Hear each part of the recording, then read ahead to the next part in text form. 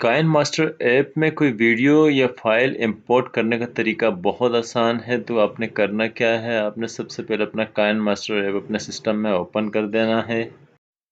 Open करने के बाद से सिंपल आपने एस्केप प्रेस करना है। एस्केप जब आप प्रेस करेंगे दोबारा एस्केप प्रेस करना है। फिर आपने सिस्टम एप्स में आना है। सिस्टम एप्स से आपने सेलेक्ट करना है मीडिया मैनेजर।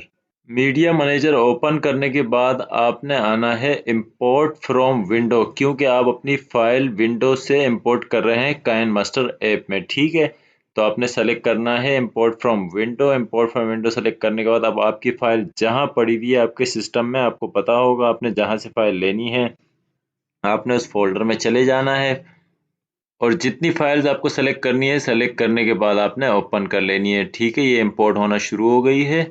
अब ये जितनी फाइल्स मुझे यहाँ चाहिए वो इंपोर्ट हो चुकी है। मैंने दोबारा एस्केप प्रेस करना है। अब एक बार फिर एस्केप प्रेस करना है। Are you sure you want to exit media manager? Okay, मैंने ओके कर देना है। ठीक है, अब जो फाइल्स हैं वो यहाँ इंपोर्ट हो चुकी है। मैंने दोबारा अपने ऐप पे आ जाना है, काइन मास्टर ओपन कर लेना है।